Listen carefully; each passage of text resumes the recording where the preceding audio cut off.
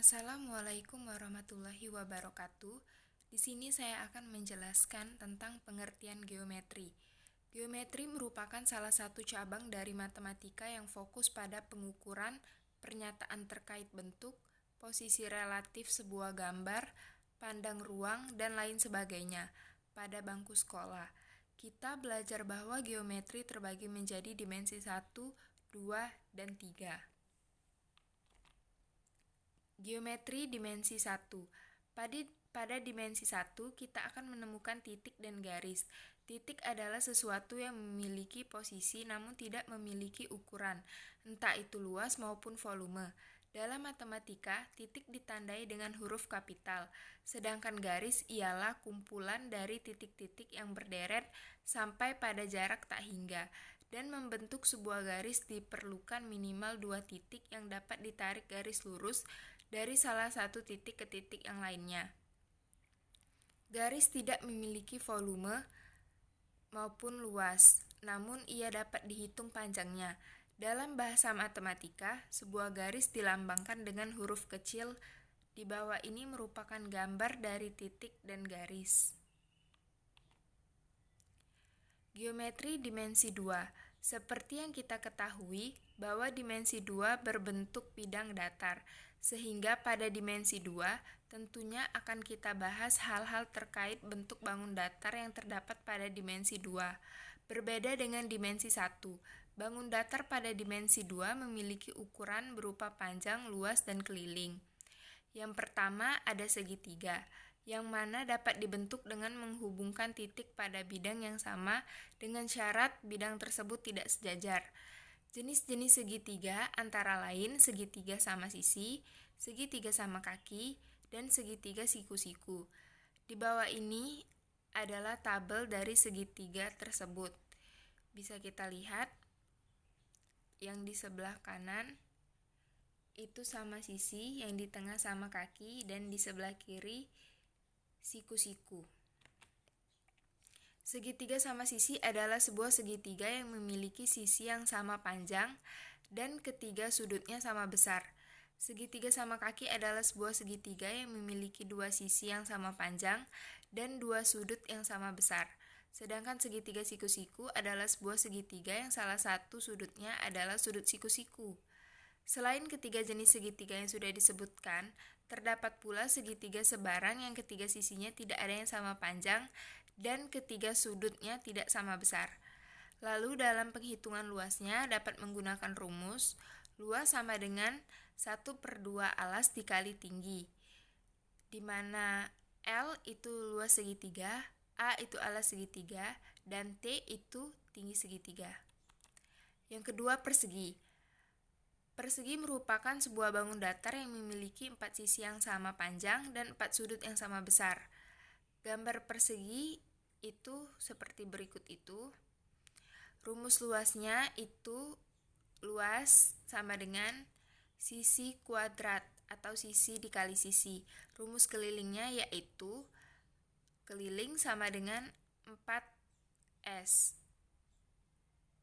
4 dikali 4 dikali 4 dikali 4.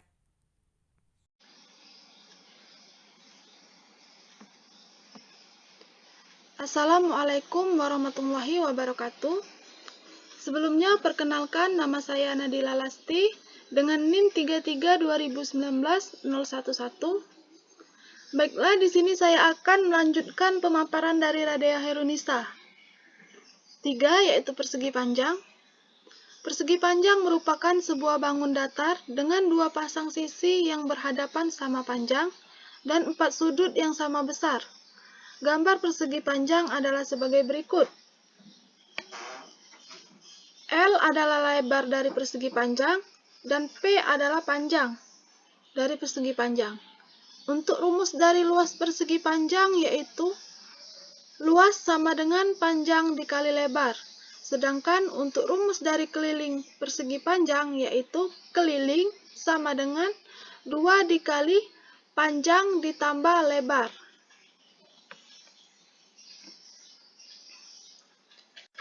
Selanjutnya 4 yaitu jajar genjang. Jajar genjang merupakan sebuah bangun datar dengan dua pasang sisi yang berhadapan sama panjang dan dua pasang sudut yang berhadapan sama besar. Gambar jajar genjang adalah sebagai berikut. A sebagai alas, B sebagai sisi miring, dan T itu tinggi dari jajar genjang. Untuk rumus luas dari jajar genjang yaitu luas sama dengan alas dikali tinggi. Sedangkan untuk rumus dari keliling jajar genjang yaitu keliling sama dengan 2 dikali A ditambah B. Selanjutnya 5 yaitu trapesium. Trapesium merupakan sebuah bangun datar dengan dua pasang sisi yang berhadapan. Gambar trapesium adalah sebagai berikut. A dan B itu panjang sisi yang sejajar, C itu panjang sisi miring, dan T adalah tinggi. Untuk rumus dari luas trapesium yaitu luas sama dengan setengah dikali A ditambah B dikali tinggi. Sedangkan untuk rumus dari keliling trapesium yaitu keliling sama dengan A ditambah B ditambah 2 dikali C. Selanjutnya 6 yaitu layang-layang. Layang-layang merupakan sebuah bangun datar dengan dua pasang sisi yang sama panjang dan memiliki dua buah diagonal bidang yang tidak sama panjang. Gambar layang-layang adalah sebagai berikut. A dan B itu sisi miring, D1 dan D2 itu adalah diagonal 1 dan diagonal 2. Untuk rumus dari luas layang-layang yaitu luas sama dengan setengah dikali diagonal 1 dikali diagonal 2. Sedangkan untuk rumus keliling layang-layang yaitu keliling sama dengan 2 dikali A ditambah B.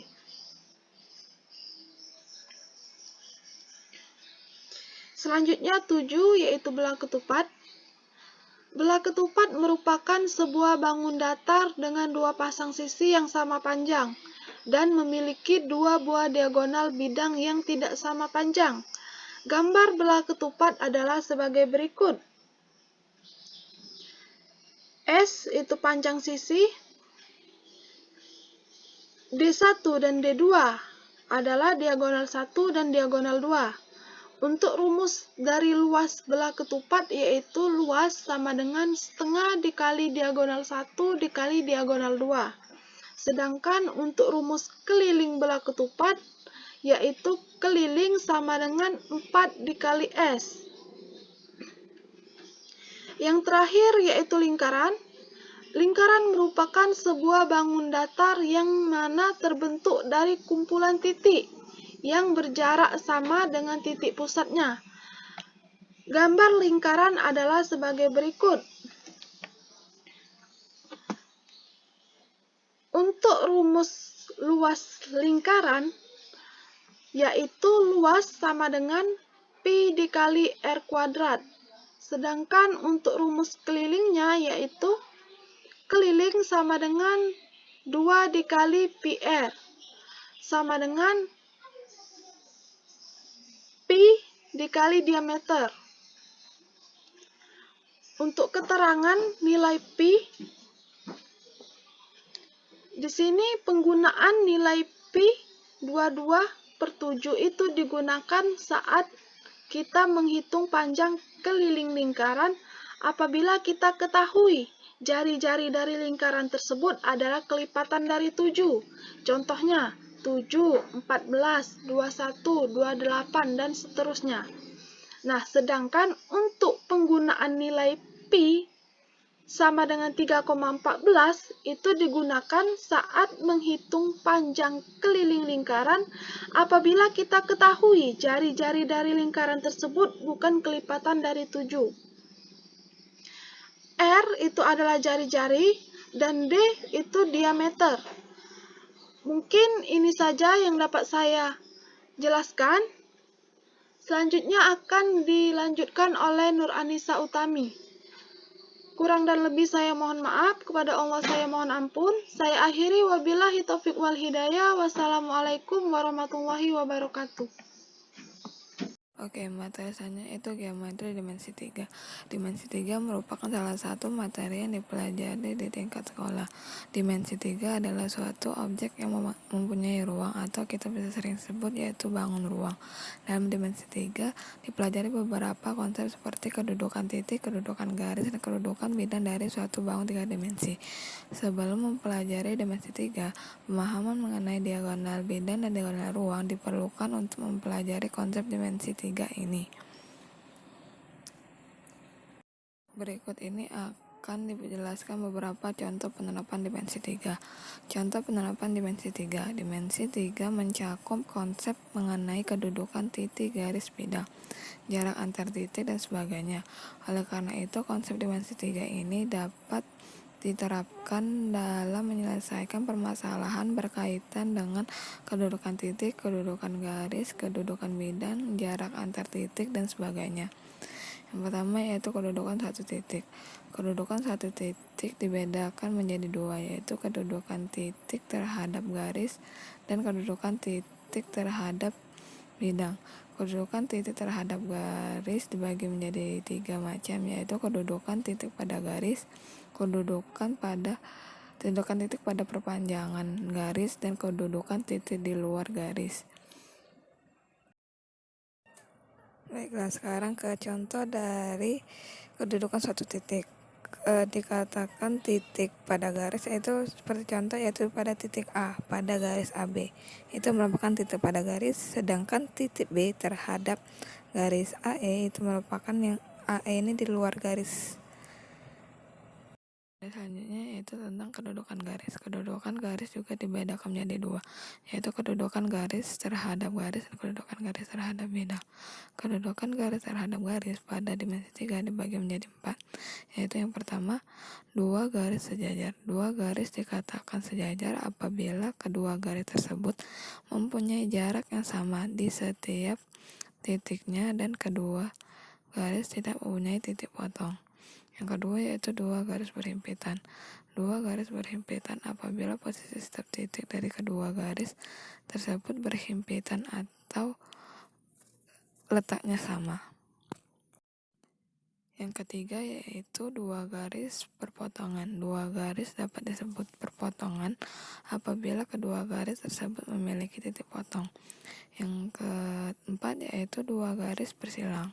Dua garis bersilang tidak mempunyai titik potong karena terletak pada bidang yang berbeda.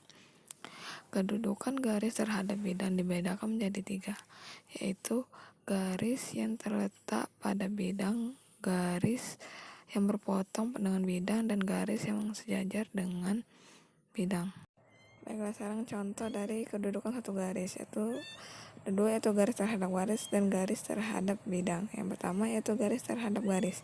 Yang pertama yaitu garis pada dua garis sejajar, yaitu garis AB yang sejajar dengan garis DC, atau juga bisa garis AE sejajar dengan garis BF, atau bisa yang lainnya juga.